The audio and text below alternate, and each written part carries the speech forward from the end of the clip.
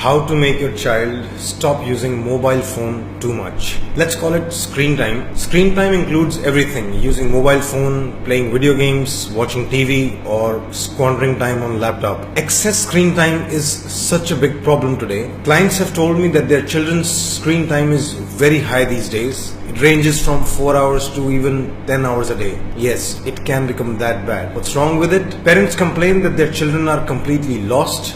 They don't study, they don't eat, they don't interact with family members. The only friends they have are online. They don't go out to play, just lying in the bed all day, lost in their virtual world. They don't sleep on time. And it's all because the child's life revolves around mobile, video games, laptop and TV. It's like this screen time has consumed their child. So, what can be done? I'll first begin with things that you shouldn't do, things that don't work and can make the problem even worse. First, requesting. Sometimes you think if you just be nice to them, if you ask calmly, "Beta, please give me the phone back, please don't use it so much, it's not good for you," they will someday listen to you and comply. Well, they won't. Requesting would rarely work for this issue. Second thing that won't work is testing their willpower. Some of my clients tell me, "Why should we have to stop the child from using the phone? I want my child to stop on their own. I want to make them responsible.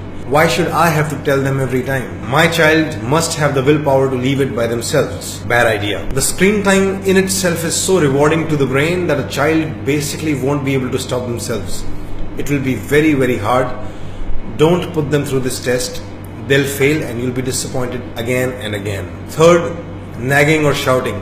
This is the negative version of requesting, where you just increase the intensity of asking. Like you either ask too many times, "Beta, please leave the phone. What are you doing all day? You wasted 3 hours. When will you study?" etc. Or you can get angry and say those same things in anger, shouting at the top of your lungs. "Why are you so stubborn? Can you just once listen to what your parents are saying? I'll break your damn phone if you bring it to the dinner table." Again, won't work.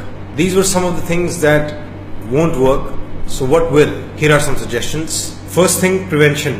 Don't even let this habit take roots. If your child is young, like below 12, it's relatively easier to establish authority and say no for something. Parents often allow children phones, iPads and laptops to just keep the trouble away from them. Like if they are busy in those gadgets, at least they won't create a mess, at least they won't fight, at least I'll have some peace of mind. Bad idea. Keeping your children away from gadgets gets harder and harder as they grow up and as their addiction becomes deeper.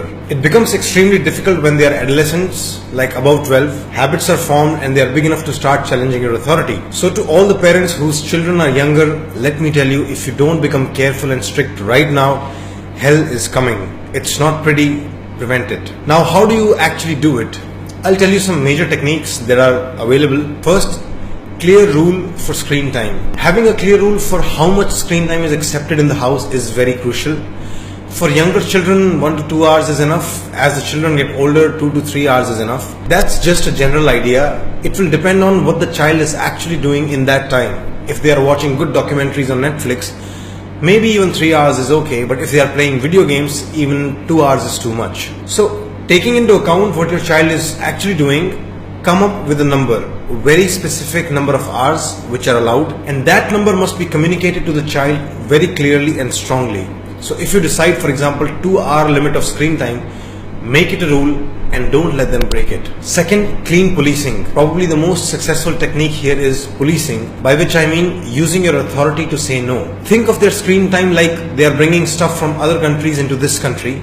You are the customs officer. For each product, there is a limit to how much you can bring to this country, and if you cross the limit, customs officer will seize your stuff. No negotiation, no fights, clean, well-established authority and execution of rules. So each parent needs to learn to be a good police, which involves making sure that your well thought out and rational decisions are executed without abuse or violence and with least possible harm. This can be learnt. And when it comes to screen time, this clean policing must be used instead of requesting, nagging or shouting in anger. Third, rational, consistent communication. So you made a rule and you are executing it, but the child doesn't know why. So it's your job to communicate everything rationally and consistently. This is another skill that must be learned. You must learn how to make them understand the reasons behind your decisions. So what are the reasons behind cutting down their screen time? There could be many, like preventing addiction, healthy eyes, avoiding sedentary lifestyle, engaging with real people and real things, etc.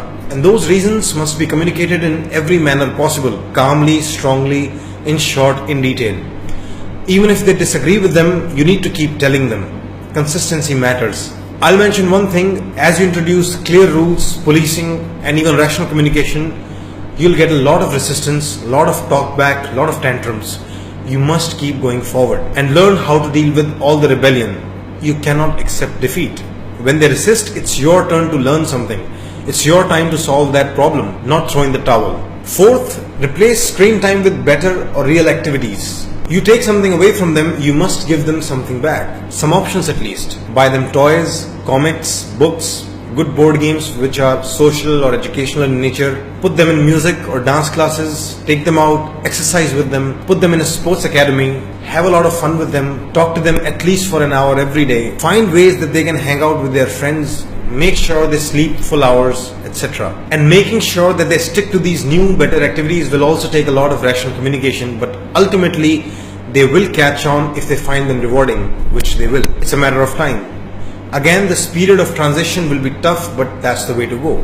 To summarize, you take their gadgets away, but you make sure to give them something back. And when you take their gadgets away, you do three major things. Have a clear rule of limited screen time.